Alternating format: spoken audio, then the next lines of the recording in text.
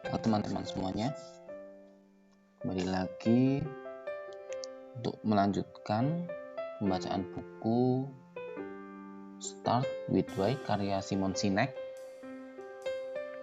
Kali ini melanjutkan di bagian pertama, subbab kedua, dengan judul Hadiah dan Hukuman. Di subbab kedua ini yang pertama membahas manipulasi versus inspirasi.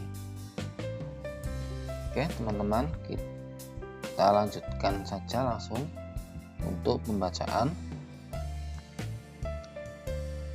buku Start with Why karya Simon Sinek, subbab kedua, Hadiah dan Hukuman, di pembahasan manipulasi versus inspirasi.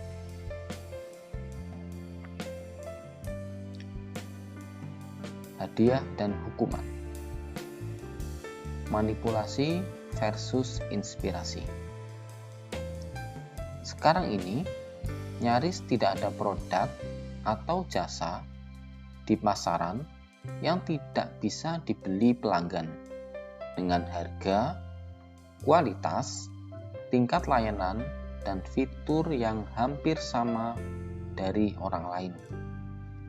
Jika kita benar-benar memiliki keunggulan sebagai pencipta pertama, mungkin keunggulan itu akan hilang dalam hitungan bulan. Jika kita menawarkan sesuatu yang benar-benar baru, tidak akan lama kemudian orang lain memunculkan sesuatu yang serupa, bahkan mungkin lebih baik. Tetapi, jika kita bertanya kepada kebanyakan bisnis, mengapa pelanggan mereka adalah pelanggan mereka? Maka kebanyakan akan menjawab bahwa hal itu disebabkan keunggulan, kualitas, fitur, harga, atau layanan mereka. Dengan kata lain, sebagian besar perusahaan tidak tahu mengapa pelanggan mereka adalah pelanggan mereka.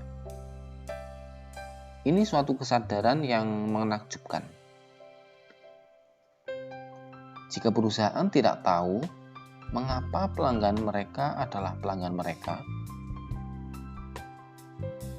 maka kemungkinan besar mereka juga tidak tahu mengapa pegawainya adalah pegawainya.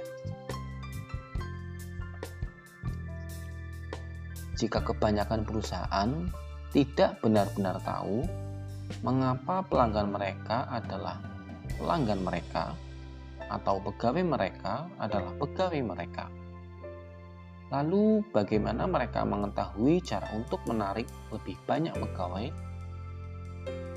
dan menumbuhkan kesetiaan pada pegawai yang sudah mereka miliki? Kenyataannya, sebagian besar bisnis masa kini membuat keputusan berdasarkan serangkaian asumsi yang tidak lengkap, atau lebih buruk lagi, asumsi yang sama sekali keliru tentang apa yang menggerakkan bisnis mereka. Hanya ada dua cara untuk memengaruhi perilaku manusia: memanipulasi atau menginspirasi. Ketika saya menyebut istilah manipulasi, ini belum tentu berkonotasi negatif. Ini adalah strategi yang sangat umum dan cukup adil. Malah sebenarnya banyak dari kita yang melakukannya sejak muda.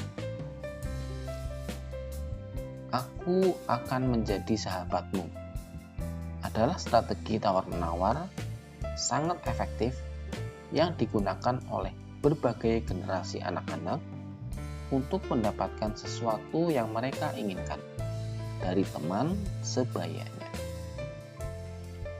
Dan seperti yang bisa dikatakan oleh setiap anak yang pernah menyerahkan permen untuk seorang sahabat baru, Strategi ini ampuh.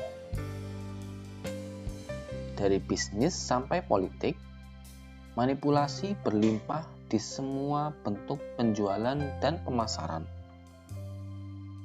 Manipulasi yang paling khas termasuk menurunkan harga, mengadakan promosi, memanfaatkan rasa takut, tekanan teman-teman, atau pesan-pesan aspirasi dan inovasi yang menjanjikan untuk memengaruhi perilaku. Apakah itu pembelian, dukungan, atau suara pemilih. Ketika perusahaan atau organisasi tidak memiliki pemahaman yang jelas tentang mengapa pelanggannya adalah pelanggannya, mereka cenderung mengandalkan sejumlah besar manipulasi untuk mendapatkan apa yang mereka butuhkan. Dan untuk alasan-alasan yang baik, manipulasi memang ampuh. Demikian pembahasan tentang subbab kedua, hadiah dan hukuman dalam pembahasan manipulasi versus inspirasi. Selanjutnya kita akan bacakan tentang harga yang saya akan bacakan di video berikutnya.